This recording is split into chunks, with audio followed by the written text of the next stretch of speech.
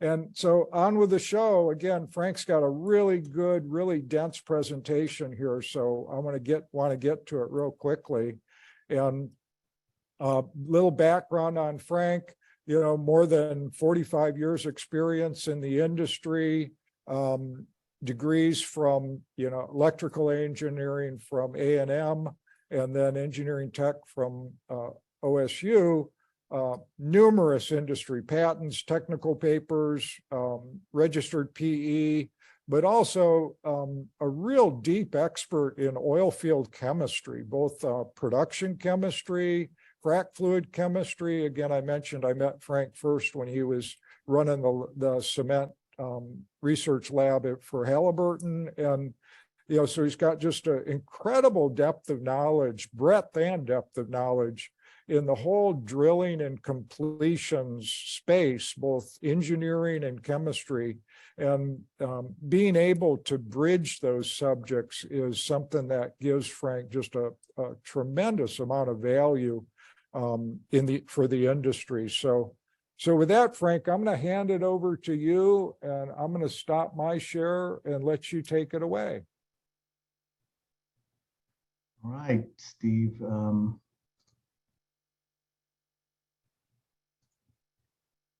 Can everybody see can you see my screen? Yes, sir. All right. Well, thank you for the introduction. And appreciate everybody attending today. Hopefully we'll walk away, or you walk away, with something that's useful, or something that will help you in the future with some of the chemical evaluations. So like Steve says, we have a tremendous amount of, I just had a difficult time coming up with the top things to basically introduce. So I wanted to introduce a little bit of a lot of things, but just be very brief and short with some of the new technology, new testing things that we're doing in the current market. So, I mean, basically, as a lab, we're here to evaluate performance criteria for various chemistries, and of course, the dominant additive in the market today is still the friction reducer. So we're still doing a lot of friction reducer evaluations and measuring viscosity, elasticity, and then measuring whatever residual effects may be in the proppant pack by doing regain conductivity. So we're going to go into a little bit of that, plus some new tests that some innovative operators have come up with to help them solve some of the problems that they're experiencing out in the field after the frac and as well as during the frac. So, the basic workflow that we have here is, going to cover a little bit of everything. We start off with the water analysis, and then we have slick water applications, whether it's for slick water to generate velocity, or something to generate viscosity and elasticity for proppant suspension. But another big thing that we really have gotten involved in with a lot of customers is the quality of sand.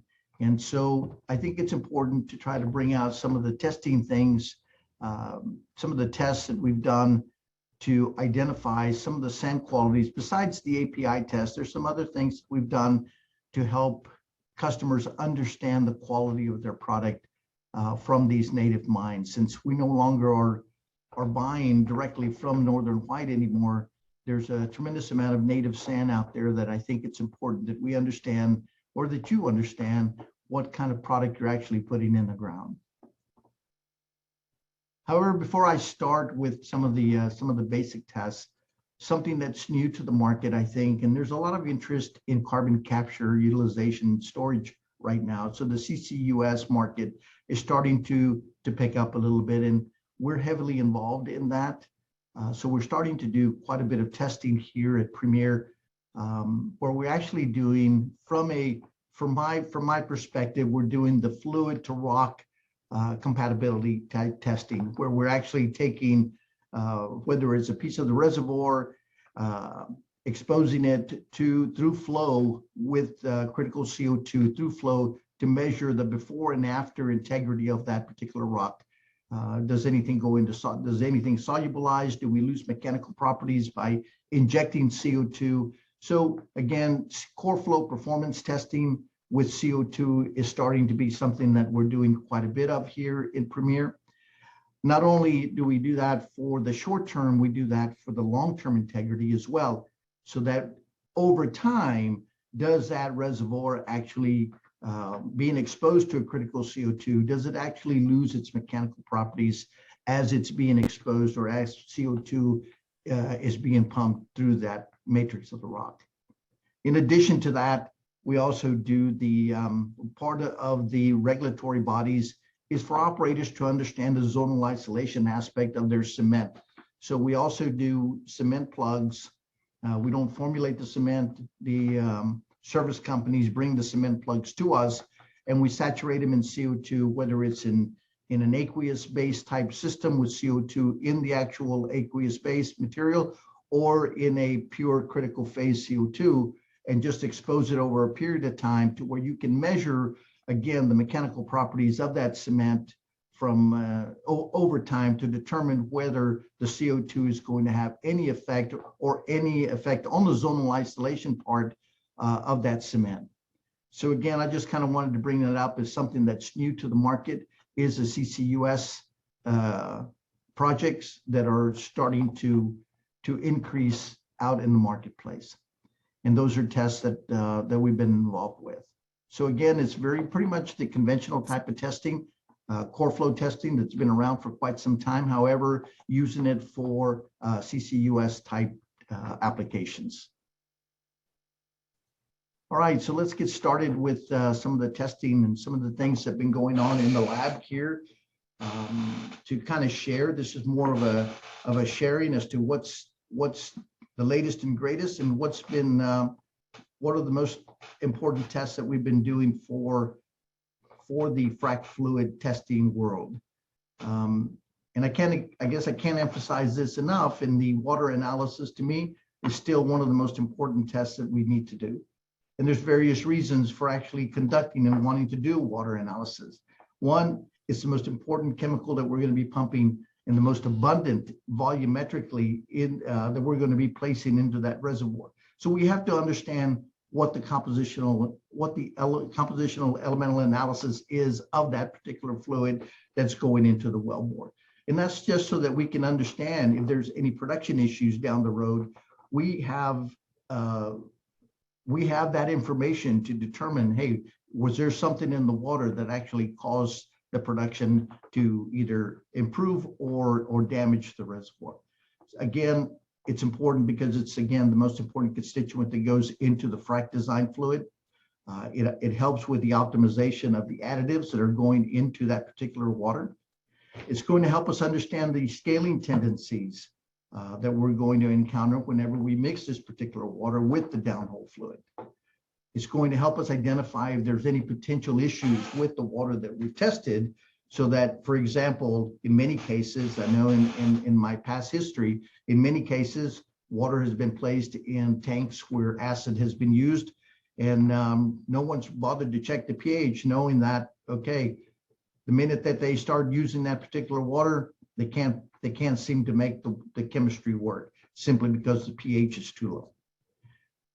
We also need to understand the turbidity of the water. Is our system, if we have a filtration process taking place, is it functioning? Is it doing what it needs to do? And also, by having captured the initial water, we can then differentiate between the formation fluid and the actual surface fluid in the flowback. So water analysis needs to be performed on all waters to be used in frac treatments. To me, I guess it's one of the most important tests that we need to do. Now, it needs to be done right. And I think here's another emphasis where we get a tremendous amount of water, but the water's been sitting around for a few weeks. By the time it gets here, it's evolved, it's changed. So the chemistry, the compositional analysis is going to be different. So again, I think it's important for us, and especially as we move through the presentation, we're going to stress a little bit about iron stress test. It's important for us to know if there's a component in the water that has been the most problematic element of them all, has been the iron. And that's the one that we probably neglect the most, simply because we don't do proper water analysis. It's important for us to capture the water as is, but it's also important for us to capture the water and acidize that particular water, drop the pH below 3 to keep iron in solution. This keeps iron in solution so that when it gets and arrives here in the lab, regardless of time, as long as that water stays below pH of 3, that Fe2 is going to stay in solution, and we can properly measure the amount of iron that is going to be in the overall water. So again, I think it's really, really important to emphasize proper analysis of the water.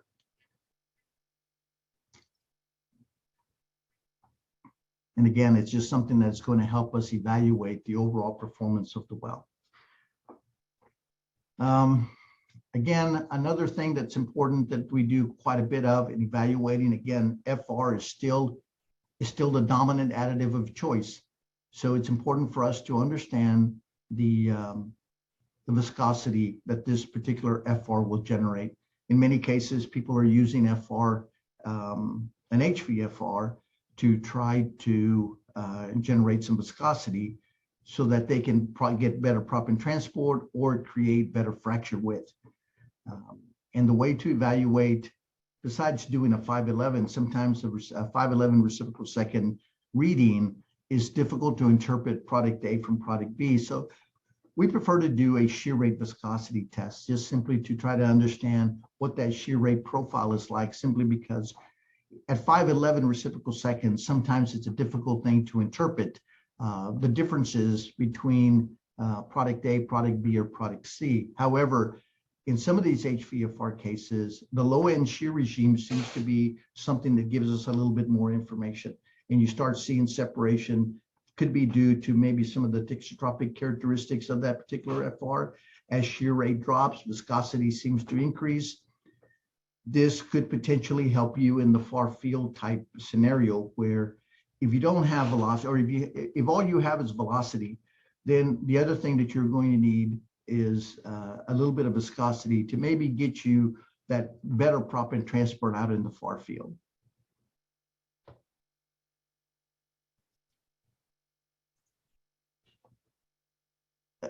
Elasticity, HVFRs. I think that's one of the characteristics that everybody wants to know. How am I in the elastic region or am I in the viscous region? And so to measure viscoelasticity, we need an oscillating rheometer. So an oscillating rheometer is going to give you the parameters of G prime, G double prime. So we know that G prime, when G prime is greater than G double prime, we're going to be in the elastic mode. Whenever G double prime is greater than G prime, we're going to be in the viscous mode. So again, when G prime is greater than G double prime, we know that elastic mode is going to give us better suspension, better proppant transport. So again, we use a oscillatory rheometer to measure this. Another way of determining if you don't happen to have oscillating rheometer is to basically do a static test. A static sand test is basically to mix your product or to mix your FR and to basically take a sand grain, a few sand grains, drop them in, measure the rate that the sand will actually settle. It's not going to give you so much, it's just going to help you determine whether one's a little more elastic than the other or a little more viscous than the other. Another thing that we use to correlate G prime and G double prime with visualizing sand settling is using the 3D dynamic test model that we have, where we actually pump sand through an acrylic model and we visualize the sand falling. So this is a little bit of a qualitative, but it's also we made it a little bit of a quantitative test where we then measure the amount of sand that's actually been displaced out of the model to compare product A to product B by determining how much sand was actually displaced out of the model. And here's an example of what the viscoelastic graph will look like. And here, I like this graph because it compares it to Gore. A 20-pound Gore is going to give us a viscosity sitting at about maybe 15 centipoise. And I want to say it's 15 centipoise because I think both the 3GPT of the HVFR that was used in this example had also 15 centipoise. So here's two fluids with the same viscosity. However, they have different elasticity. So again, viscosity isn't always the tell-all. It's the elastic behavior of that particular fluid. And here you can see where the the line in green, which is the guar, is experiencing G double prime greater than G prime. So it's in the viscous mode, not in the elastic mode, where the HVFR in the black is showing the dark line, which is G prime greater than G double prime. So that is more in the elastic mode. The beauty about this test is I don't have the data here in front of me, but we also took this to the actual 3D model. And again, you can see these two things very easily whenever you do the actual visual test. You see proppant actually being suspended and carried completely out of the model, whereas with guar, you see all the proppant basically settling out at right at the immediate portion.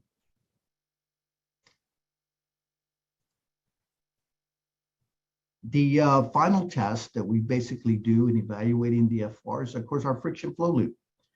Our friction flow loop is a workhorse of the lab. Has been for quite some time since the introduction of FRs.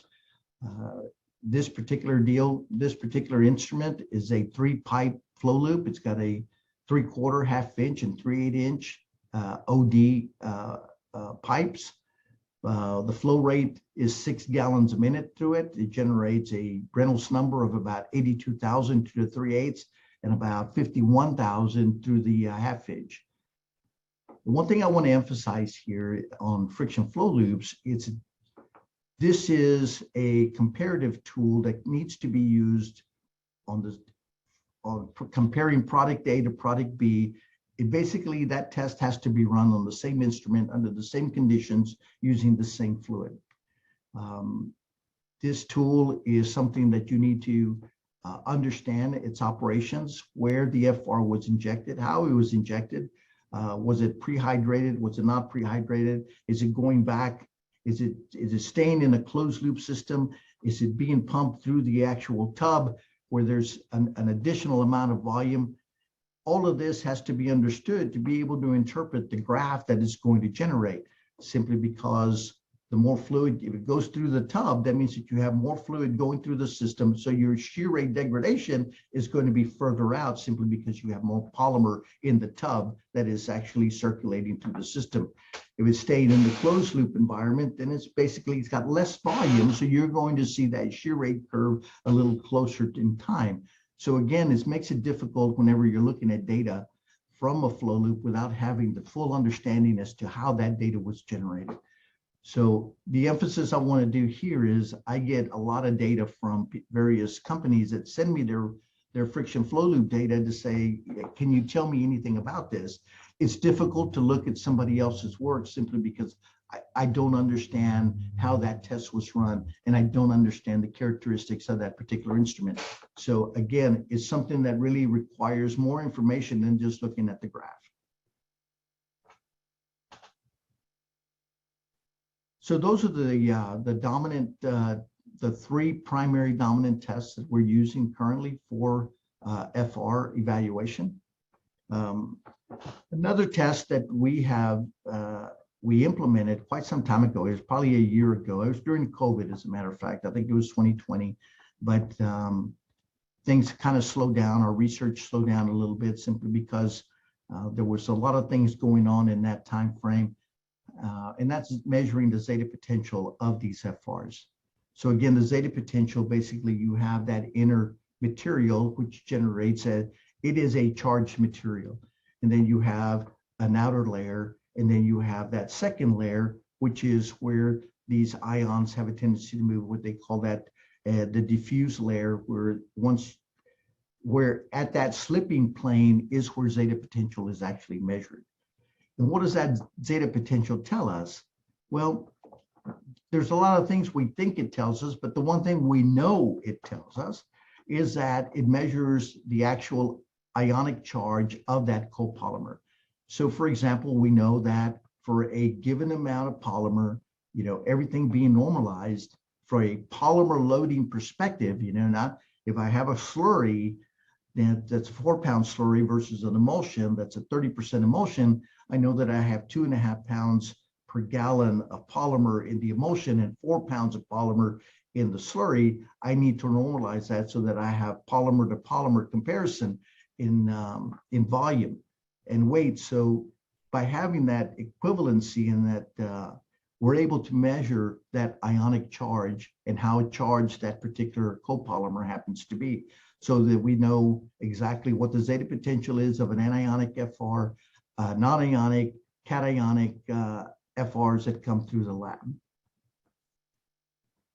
We think there's a lot more information that can be done here, and there's some studies that we did originally that we kind of, like I said, we basically had to stop, and it's to take and correlate the zeta potential to breaker studies. We think there's a correlation there. Sometimes doing breaker studies can be a little difficult simply because whenever you're looking at breaker studies, we're measuring viscosity, and viscosity of a particular FR can be down to 1 centipoise or 1.5 centipoise, but it really doesn't tell us very much as to whether that polymer is completely broken down to its smaller size. Another way of measuring that breaker study is to actually measure the actual particle size with a nanosizer.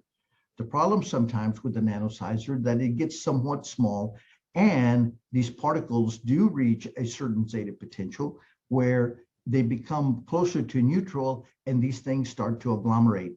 And once they agglomerate, then the zeta sizer is going to basically give us a larger particle than what we originally started off with. So here's some of the anomalies that we have to encounter. However, with a little more work, we think that zeta potential is going to actually be able to tell us whether that polymer is completely broken or not broken. Again, those are studies that are down the road that we need to kind of focus on.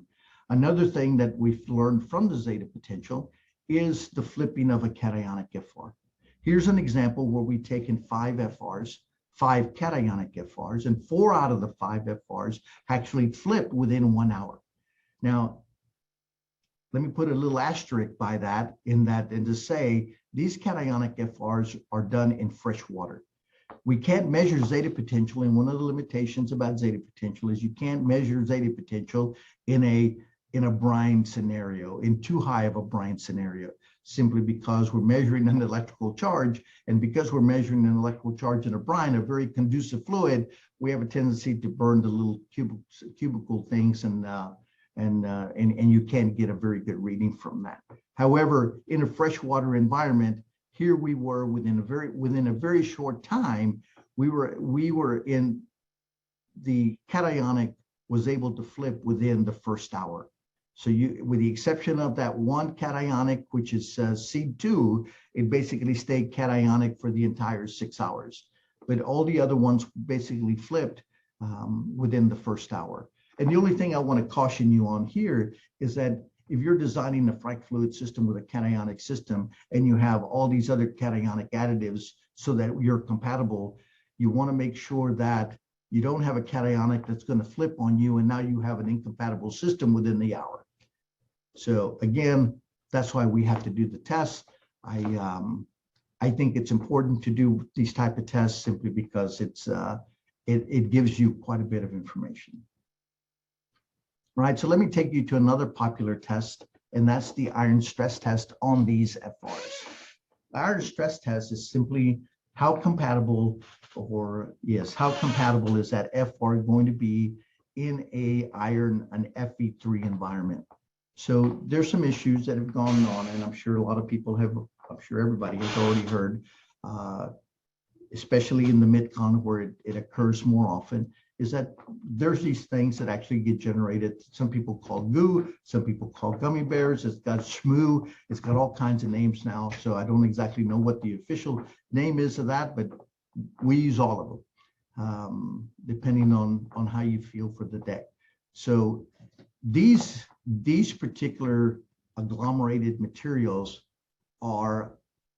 we don't exactly know because we can't generate it or recreate it in the lab, but we do know that one of the main constituents that makes that, or two of the main constituents that bring that together, are the polyacrylamide and the Fe3.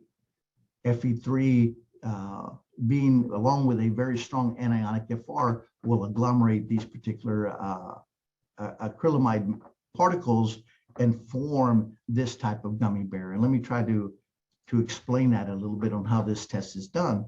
So we've done quite a few, and we've been doing them for quite some time now. And what we have learned is to try to, especially when you're spiking this particular FR with the Fe3, we're using an iron chloride. So we're solubilizing iron chloride, Fe3, into solution and putting it into the FR. Iron chloride is very acidic. So if you go too high of a concentrate, if you go beyond 100 parts per million, then you start to affect the overall pH of that fluid. And by affecting the overall pH, now you're going to affect the hydration and the performance of that particular polymer itself. So we like to stay within 50 to 100 ppm whenever we're spiking it with Fe3. So we basically mix the FR, spike it with 50 ppm of iron chloride, start measuring time, put these in a water bath at about 160 to 180 degrees, and start taking photos of how this material is going to interact.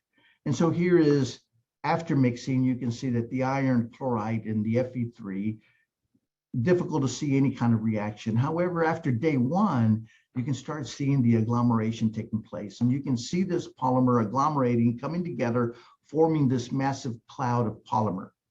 This massive cloud of polymer is all the polymer that has been fully solubilized in your water, and most of it has a tendency to come out of solution to form this massive agglomerate of polyacrylamide.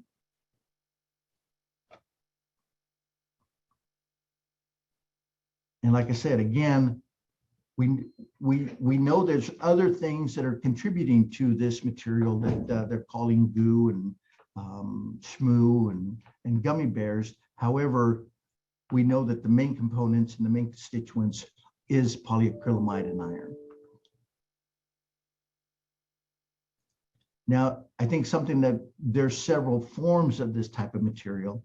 And of course, some of it is, we know that once you cross-link, like you do here, iron chloride with polyacrylamide, we have a tendency to, it's very difficult to actually break apart. It's a cross-link polymer, and it's sometimes very, very difficult to break apart. Sometimes what we see, and that's why we think, that's why we know there's other things that are actually forming some of these other types of goos and other type of shmoo, is that it's quite possible that there could be solids, formation solids that are contributing to this material, unbroken gel, because whenever you try to disperse it in various types of aqueous mediums, such as IPA, xylene, or water, or acid, the material falls apart very easily. So we know that we have two very different types of flowback issues. We have one that actually is predominantly made from the iron polyacrylamide crosslink, and then we have the other that is basically a combination of many other things that are not actually cross-linking it, but just agglomerating it to where a very light type acid or a very a high pH type system can actually disperse this apart and break it apart and flow it back. Here's another example, a little more severe case, and because a lot of these FRs are going to perform a little differently depending on the composition of the chain length and all of this good things. Here's one that actually 100% of the polymer actually came out of solution to form this massive agglomerated material. Now, that's one way of actually testing iron stress test. Another way of testing iron stress test, if you're using a produced water, is to actually take that produced water and use that as the iron stress test fluid. And here's a case where we actually take a clean sample of a produced water, put it into the downhole conditions, and you can see the iron actually coming out of solution. You can see that it's nice and clear and clean. However, after it's set at downhole conditions for 24 hours, it basically fell out. It precipitated the Fe3. Same case type thing where we actually take a anionic FR, put it into the container over 24 hours at downhole conditions. again, you can see the agglomeration of polyacrylamide and the iron that has precipitated out of, that have come, the ferrous acid or the ferrous iron that has changed from Fe2 to Fe3. So those are the two processes that we're currently using, where we take the actual produced water or we spike it with Fe3 iron chloride. Another unique test that I think I'd like to share here real quick is an emulsion testing. You know, we do quite a bit of emulsion testing. Of course, along with emulsion testing, I'm not going to go over the contact angle, surface tension type thing, but something that was kind of unique is this emulsion testing and technique that was used by one of the operators. And I found it really, really nice to see how to try to look at it a little more holistically from, we know we have a turbid sand, so we take this turbid sand and we decant it and only use the turbidity of that sand. And then do a 50-50, in this case, all things being equal, a 50-50 water to oil emulsion, and then measuring each additive and how it's going to react in the generation of that emulsion. And here that you can see on the far right over here, you see this NE product. The NE product, sorry about that. The NE product, we saw pretty nice separation of water and oil. However, the various biocides all affected the emulsion itself some way, in some form. So again, I think it's important to look at the individual additives and how they are going to perform under as close to the actual conditions as you can actually use.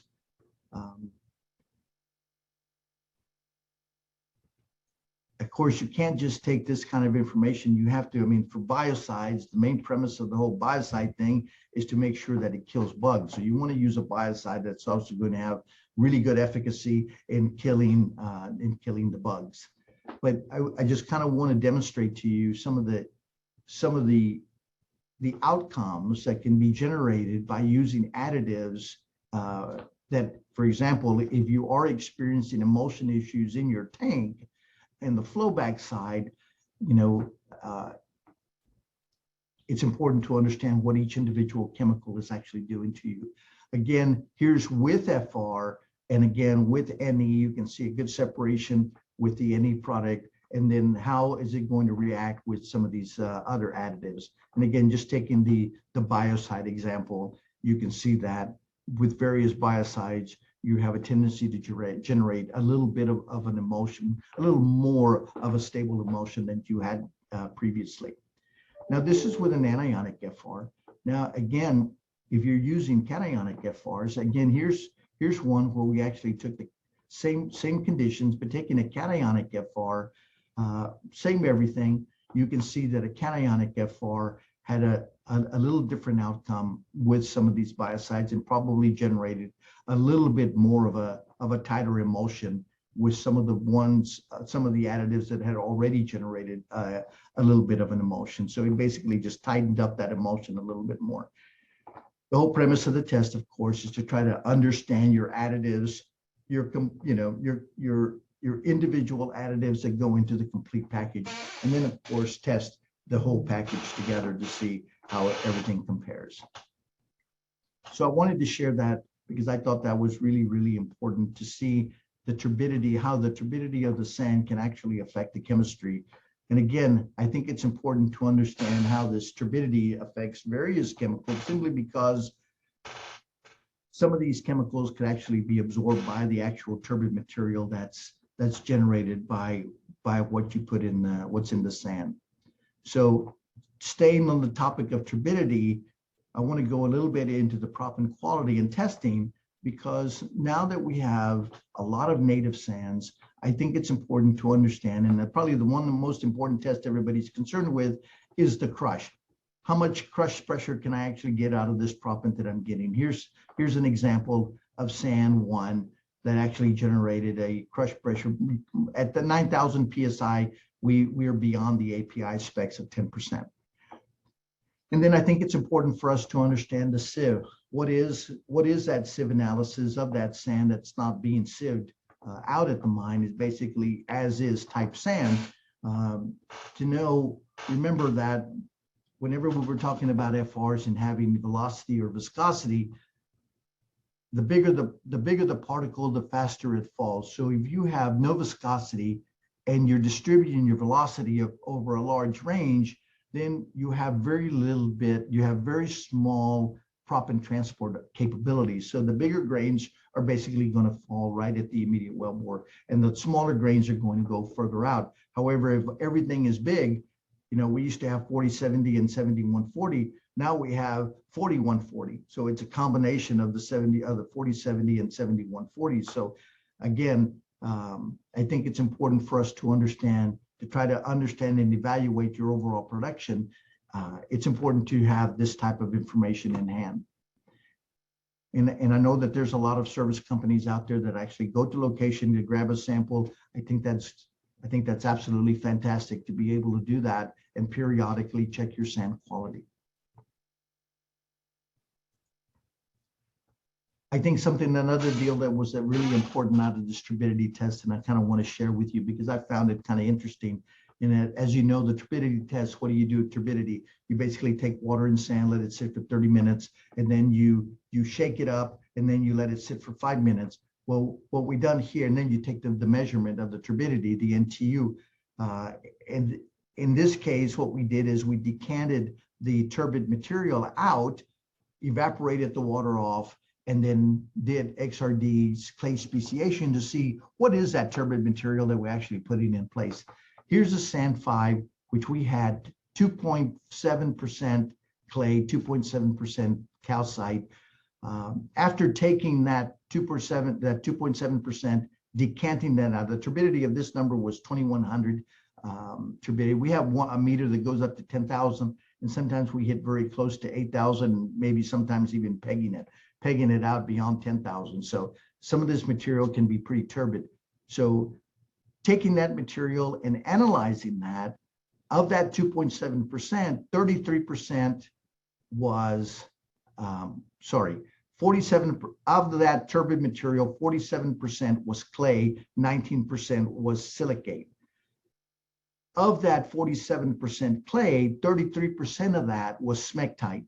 So this is a clay that we're actually putting in place, and it's going to keep absorbing that water. It's going to keep and hold that water in place.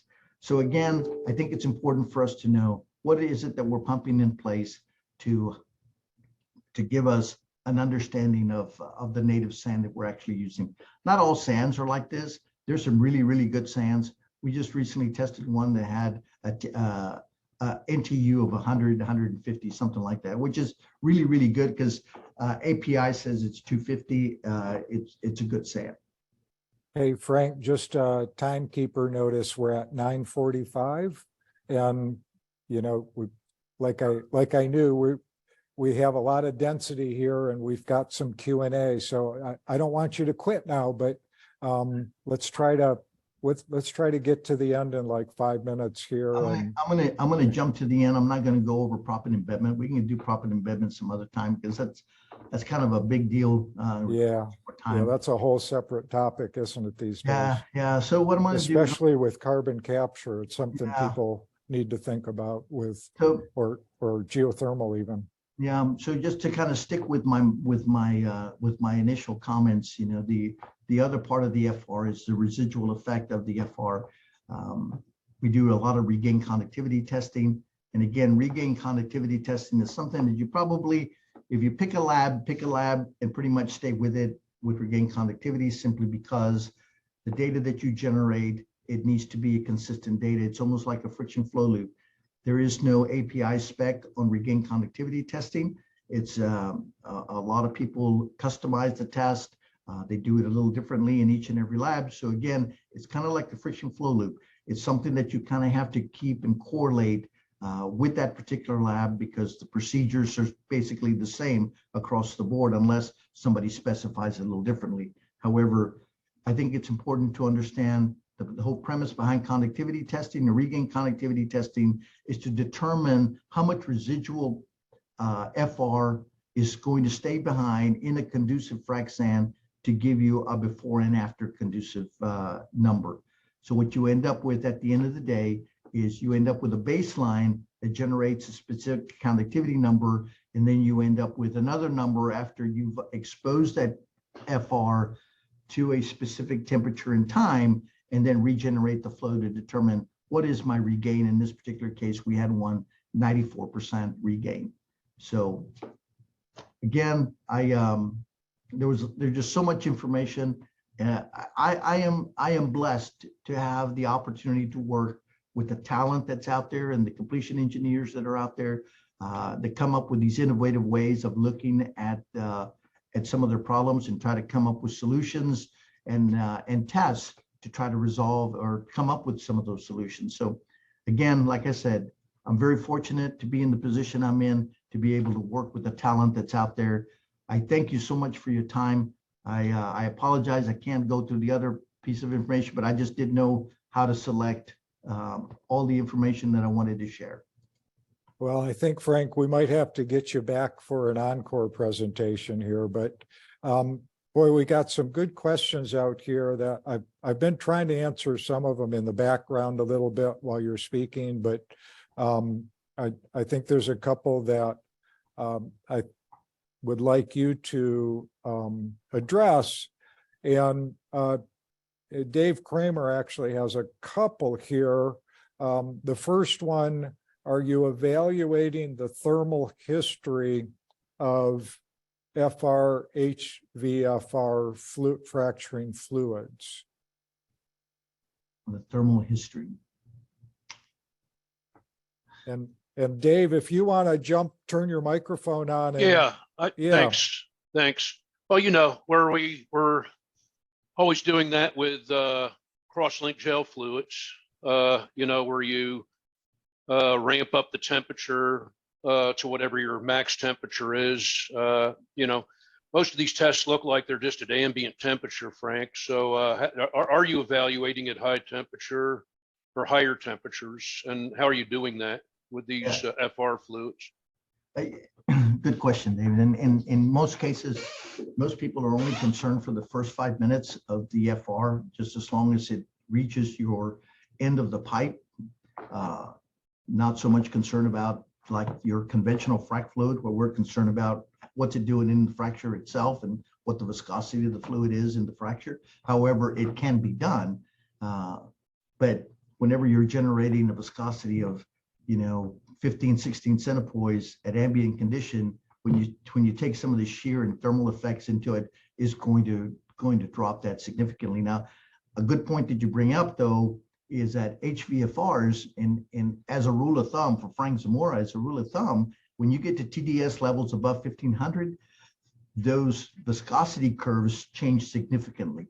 You don't quite get the hydration that you would typically get in fresh water. So that's another property that actually affects the overall viscosity of an HVFR.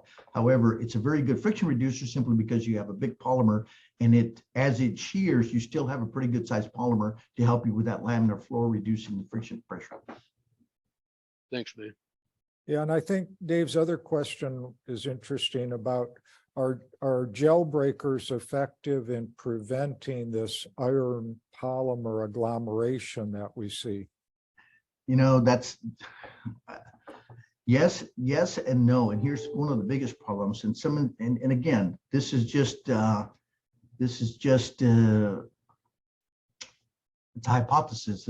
We haven't proven it yet, but I think that because we're doing and dealing with some of these issues in low bottom low temperature areas, that we're actually with the cool down effect, that we're not actually getting back to a temperature that is going to activate the breaker.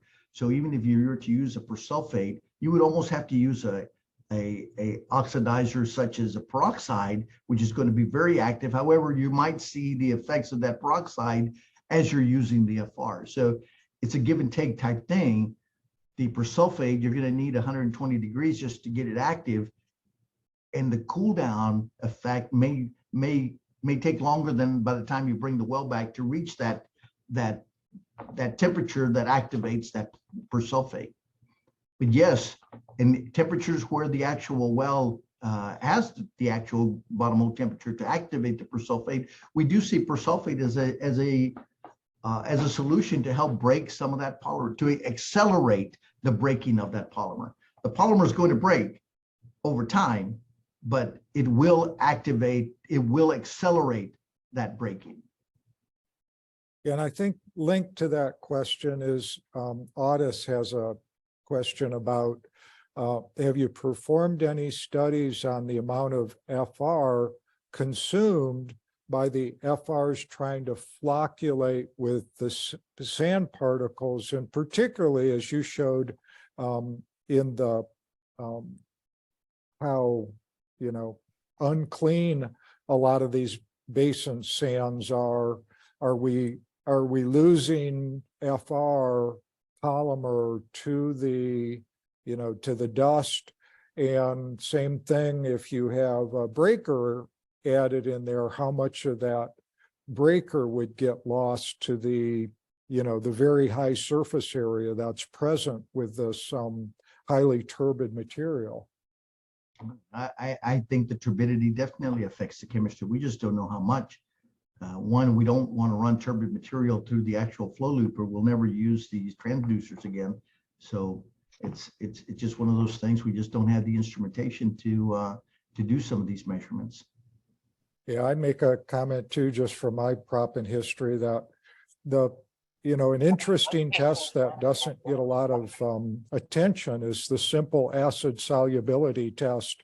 And it, you know, it gives you a good indice of how much free calcite and how much free feldspar are making up that sample, that, you know, they may be within the size of your, particularly with these 100 meshes, they may be in the screen size distribution, and you got to be careful you're not getting fooled into thinking everything in the screen is quartz, because some of the feldspars and stuff will fall in there too. And that's a great utility for this simple HFHCl acid test to help you understand, you know, how much, because with those feldspars and quartz, as soon as you put some stress on them, they're just going to become dust.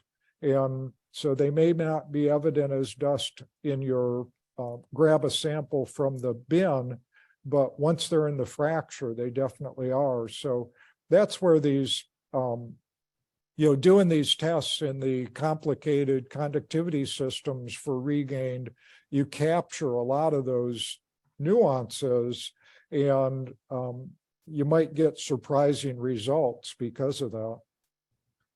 And if you have any questions, you know, let me, you know, feel free to send me an email. I'll be glad to answer whatever I can.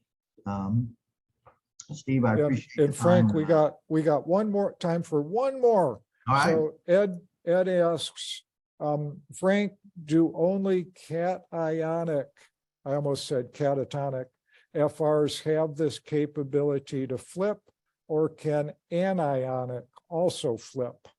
No, we've never seen an anionic flip. Everything wants to flip to an anionic. Okay, great.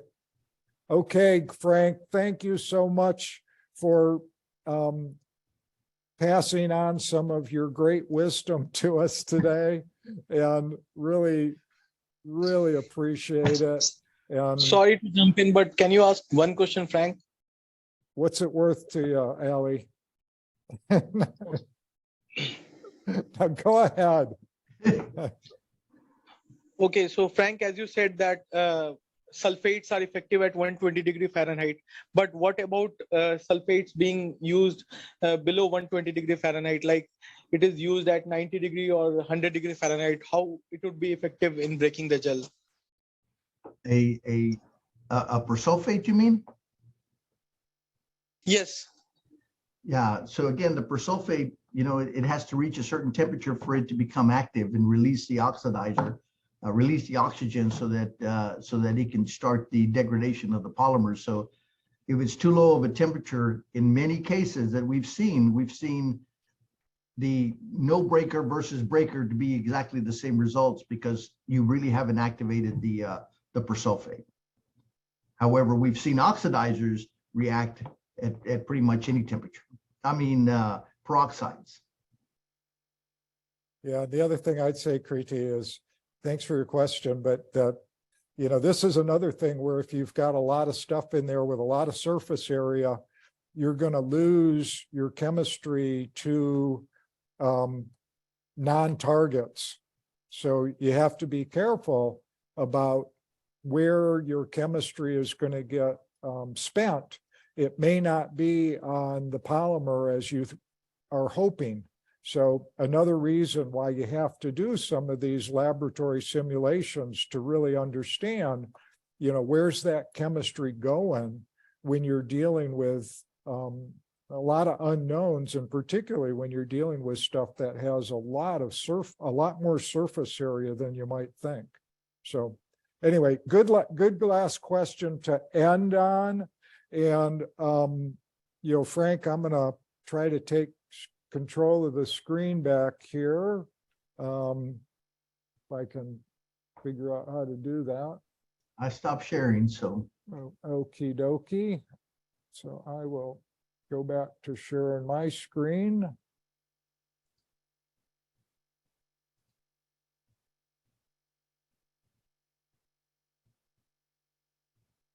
And sorry, I'm being slow on this. So again, next week we've got, I hope I'm sharing the right screen with the big slide. So next week, again, we've got Chris Squires talking about this innovation of putting tracers inside with perforating charges, which I think is interesting, and hopefully we'll learn something new there.